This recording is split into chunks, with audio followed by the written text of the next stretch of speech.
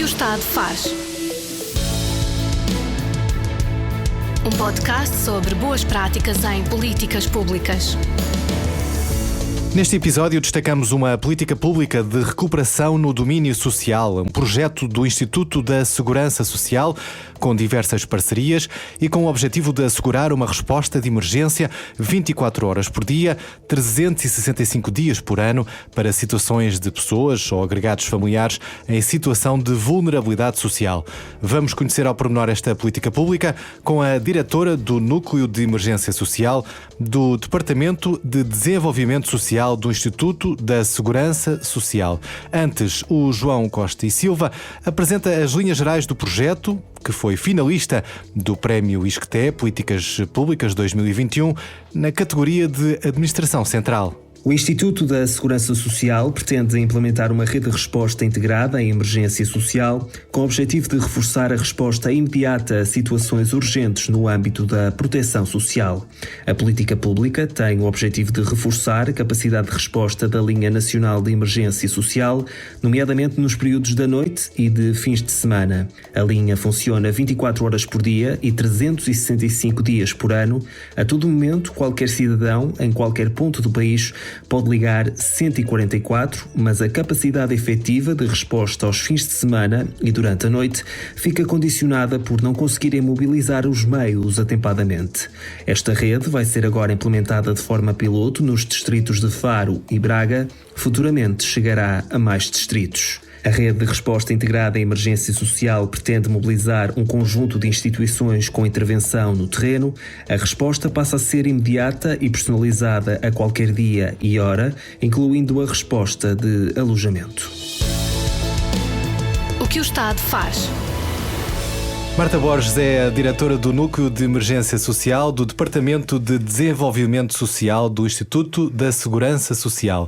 Esta é uma política pública de recuperação no domínio social, assente naquilo que chamam Rede de Resposta Integrada em Emergência Social, que pretende, de alguma forma, criar aqui um avanço a vários níveis na resposta que estava a ser dada pela Linha Nacional de Emergência Social. Agora, Marta, é possível ter uma resposta rápida aos problemas que chegam através da linha de emergência social?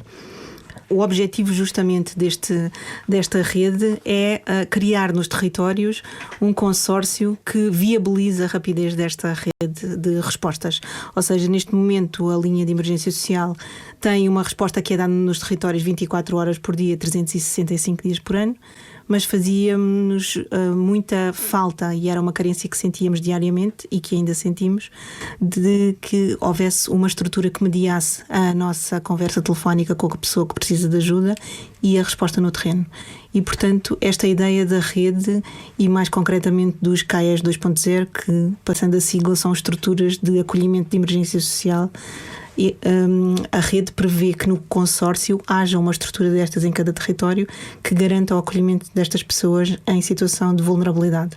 Ou seja, qualquer pessoa, cidadão ou cidadã em vulnerabilidade, ou como um ato de cidadania, qualquer um de nós os dois pode ativar a Linha Nacional de Emergência Social para sinalizar alguém que consideramos um vizinho, um amigo do amigo, não é? Que possamos sinalizar esta situação. Ora, esta rede vai nos permitir que possamos contactar uma equipa naquele território, são territórios muito abrangentes. Este projeto vai ser testado em Braga e em Faro, que vai ao encontro da pessoa onde a pessoa está.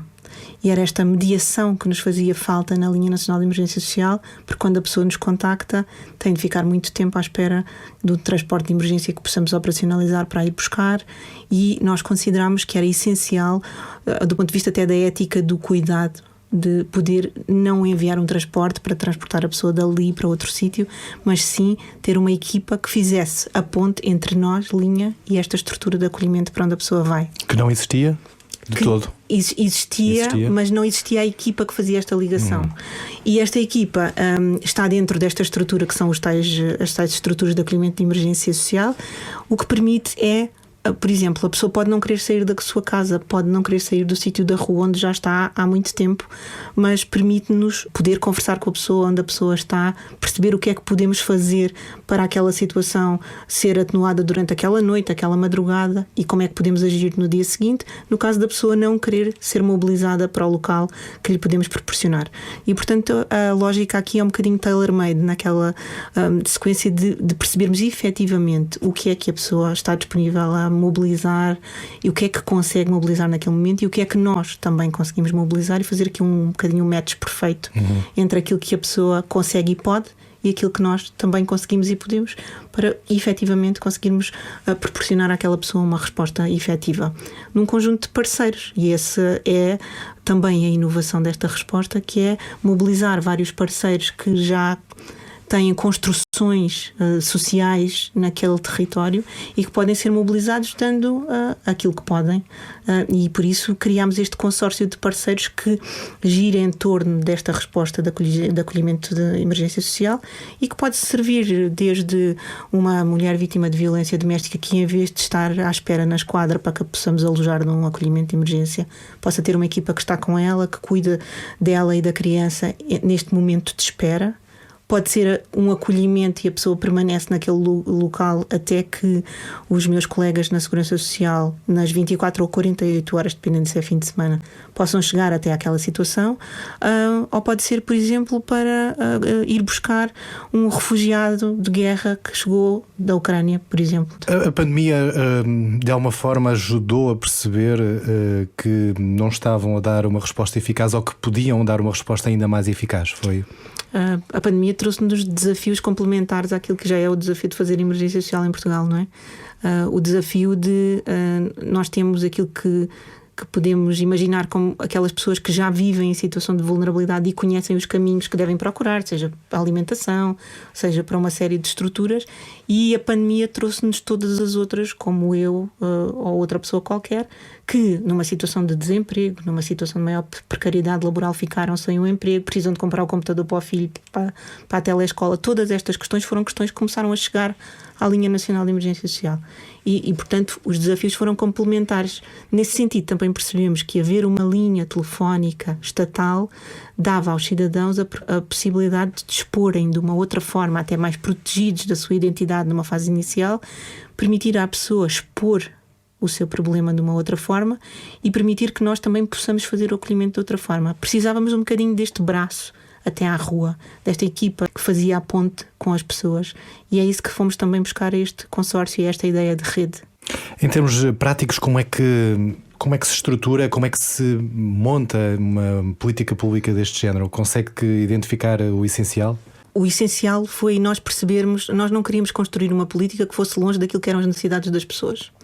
E então, a par disto, como nós também estávamos a construir o Observatório Nacional de Emergência Social, pegando nos dados que todos os dias recolhemos na linha, porque, como já disse, não paramos, não é? Então, funcionamos 24 horas por dia. Isso permite-nos recolher problemáticas, permite-nos recolher situações que acontecem em determinadas zonas do país, permite-nos caracterizar o litoral, que é diferente do interior, os pedidos são diferentes de um sítio para o outro. Isto deu-nos a possibilidade de dizer que nós precisamos é de uma política pública que vai efetivamente ao encontro daquilo que são as necessidades das pessoas. E, portanto, esta necessidade surge consubstanciada em dados reais do atendimento destes últimos 2 anos de linha nacional de emergência social, que nos permitiu caracterizar distritos do país onde temos uma série de desafios e outros onde os desafios são diferentes. Os desafios em Beja são desafios da Covid, por exemplo, de termos que imediatamente socorrer um grupo de trabalhadores precários de uma estufa e que de repente estão positivos, e como é que nós fazemos chegar a alimentação a essas pessoas e cuidados de saúde, porque nós também recebemos denúncias e tudo mais. Com os desafios da precariedade laboral no Algarve, em Lisboa e no Porto, são outros.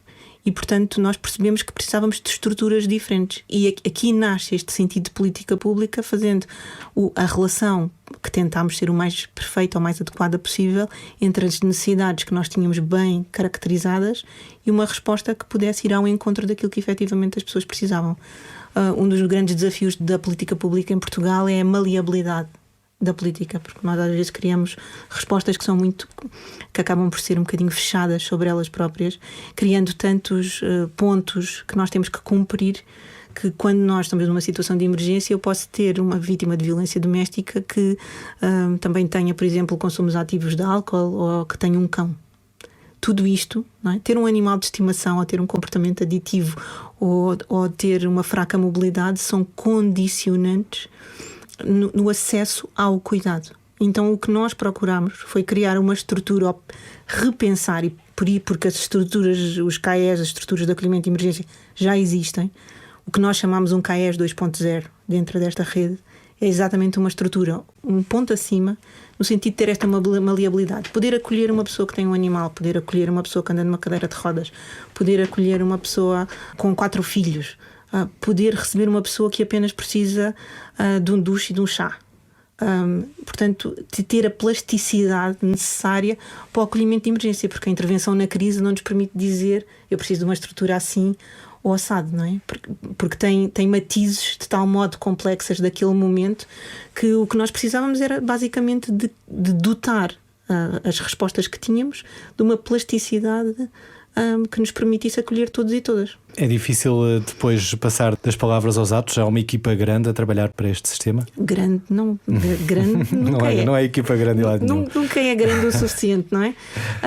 Mas existe sobretudo uma equipa para quem isto faz imenso sentido. E eu acho que isso faz toda a diferença, porque estamos no Departamento de Desenvolvimento Social, estamos verdadeiramente empenhados a que isto funcione. E, portanto, a dada altura, quando nós sentimos esta necessidade, que é bottom-up, no sentido em que ela nasce daquilo que era a evidência do trabalho da Linha Nacional de Emergência Social, e quando nós vamos apresentar isto internamente, ainda dentro de casa, para discutir dentro da Segurança Social o que é que podia ser esta rede vai fazendo imenso sentido a todas as pessoas a quem nós vamos mostrando este trabalho. Justamente porque este trabalho é bottom-up. É de uma necessidade do terreno à evidência. Nós tínhamos dados que o comprovavam.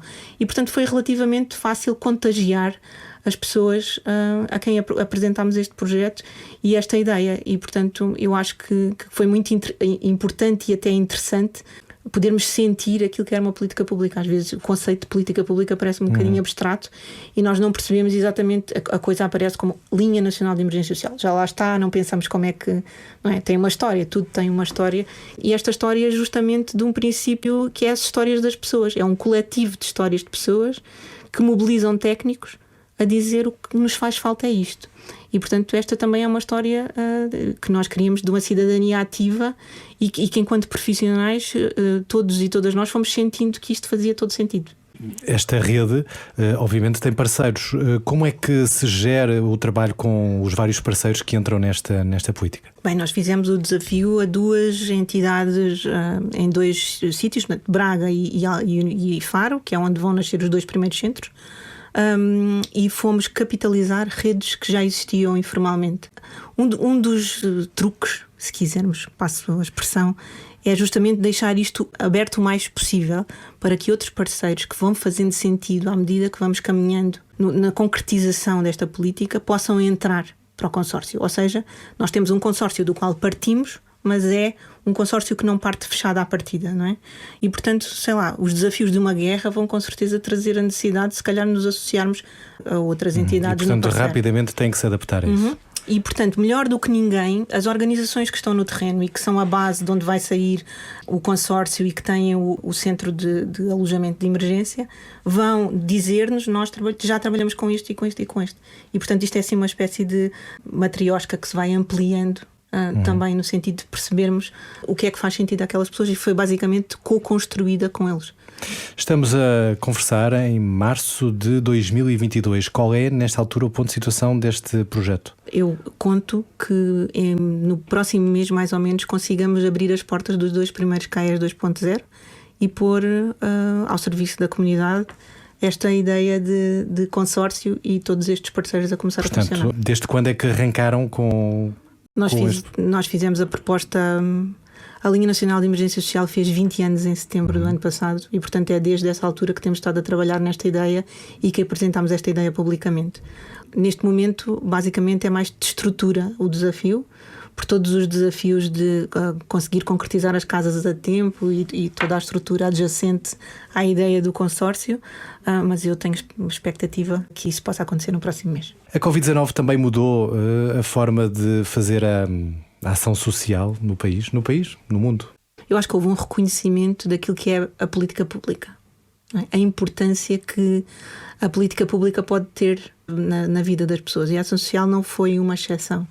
O que nós percebemos nestas 24 horas em que trabalhamos com as pessoas é que a Covid veio trazer uma perspectiva do isolamento social de cada um de nós que foi muito mais efetiva, não é?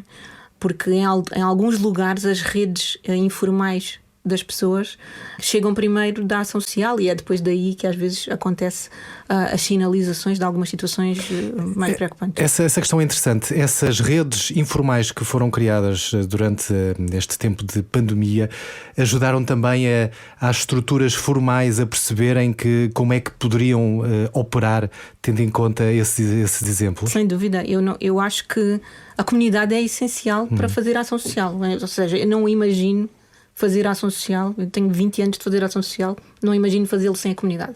E, portanto, é a comunidade que sinaliza muitas destas situações. O que aconteceu aqui, por exemplo, e nos mais velhos, nomeadamente, as redes de vizinhança funcionam muito bem, não é? E aqui as pessoas começaram a retrair-se, tinham medo de ir ajudar o vizinho que estava sozinho em casa com Covid, acamado, por exemplo. Então, a linha adquire aqui uma proporção que é: eu não consigo ir, mas eu posso pedir ajuda a alguém que venha. Porque não chegava a telefonar para o INEM, porque podia não haver condições nem sentido para ativar aquela resposta, mas aquela pessoa precisava de uma equipa de apoio domiciliário que fosse à sua casa porque era acamado. Eram 2 idosos e tivemos múltiplas situações destas. 2 idosos, um adoece com Covid, é internado, e o outro acamado fica em casa porque era cuidado, não é? E o cuidador é internado. Isto acontecia-nos quase diariamente num determinado momento. Os vizinhos foram muito importantes. O que fizeram foi telefonar 144 e dizer: o meu vizinho do terceiro esquerdo está nestas condições assim, precisamos de ajuda. E o que nós fizemos foi mobilizar, e aí é de uma forma absolutamente extraordinária, todos os centros distritais de segurança social pelo país fora, a qualquer hora do dia se mobilizavam para descobrir uma equipa de cuidados de apoio domiciliário que pudesse deslocar à casa daquela pessoa. Eu tive cá em Lisboa um agente da PSP que ficou à cabeceira de uma senhora horas até que nós conseguíssemos desbloquear uma resposta. Portanto, todos fizemos o papel. Às vezes é um papel que não aparece assim nos... É muito invisível, sim, não é? É muito invisível, mas se não existisse, de facto fazia tanta diferença, não é? Nós nunca fazemos a desconstrução desta ideia, ao contrário. E depois, a situação da linha telefónica poder ser anónima, ou seja, eu não ter que inicialmente sequer dar os meus dados, expor a situação. Tivemos pessoas da comunidade LGBTI+, que foram expulsas de casa, situações de violência, seja de violência de género, seja de inúmeros aspectos de violência, que pelo facto das pessoas estarem nesse mesmo espaço, às vezes espaços que nós não pensamos que são exíguos e que nos podem trazer múltiplos desafios de convivência, passámos a perceber esses desafios, não é? Todos nós, neste período de Covid. Pronto, e a linha passou a ser um sítio onde as pessoas podiam telefonar e dizer: eu de facto não consigo suportar mais esta situação, ou puseram-me na rua, ou o que é que... E daí desencadearmos tudo aquilo que era necessário. Também nos mostrou a evidência que de facto nós precisamos de mais espaços para acolher pessoas nesta situação de emergência, e nos convocou para o facto de qualquer um, num determinado momento, poder estar nesta situação. E esta situação de nos termos que pôr literalmente nos sapatos do outro e perceber que o outro não calça o mesmo número que nós, muitas vezes, é um desafio adicional das políticas de ação social, mas que eu acho que bem refletidas e efetivamente não acontecerem sem um propósito, não é? Isto aconteceu e isto precisa de ser traduzido naquilo que são as políticas públicas. Não é? Há umas políticas públicas antes da Covid e há umas depois da Covid. E depois da Covid já tivemos a guerra no Afeganistão e agora temos uma guerra na Ucrânia. E, portanto, todos estes desafios são desafios que vão desaguar necessariamente a ação social de alguma forma. E, portanto, têm que também ser refletidos naquilo que são as respostas. Partem para um projeto destes com um orçamento? Como é que essa parte é construída? O consórcio é informal, não há propriamente um orçamento para o consórcio, é apenas mobilizar redes que já existem e pô-las todas a funcionar num determinado arranjar sentido, canais de comunicação e por aí com fora, um determinado objetivo. Temos o objetivo adicional de dar formação a todas estas pessoas no sentido de as qualificar como profissionais de emergência social, que é alguma coisa que não existe em Portugal e que é um processo de formação de intervenção na crise que é essencial para que todas estas pessoas possam... Falem a mesma língua também. Falem a mesma língua e saibam que canais de comunicação usar e tudo mais.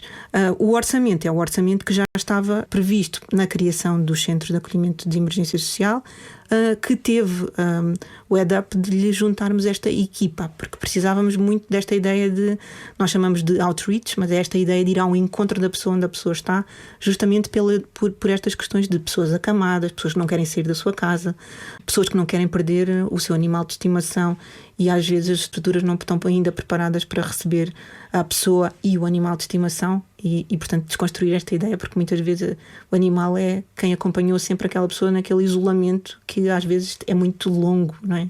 E é muito intrínseco àquela pessoa. E portanto não houve um head-up de orçamento muito maior do que aquele que já estava expectável, porque nós já queríamos abrir aquelas unidades.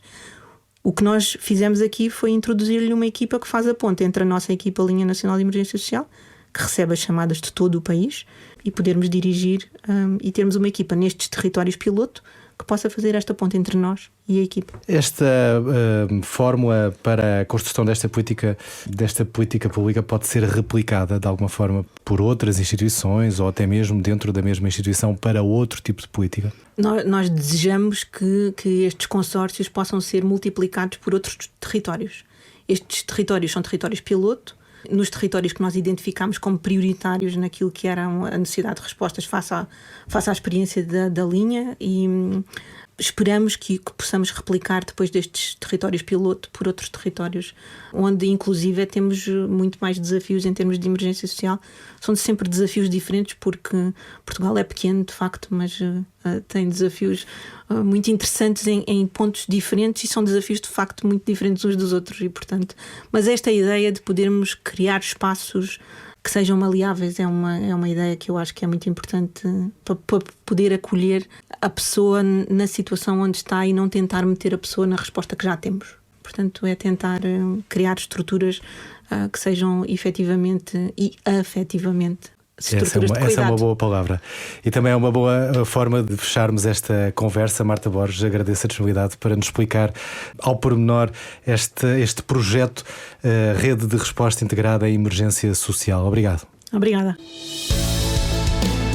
O que o Estado faz?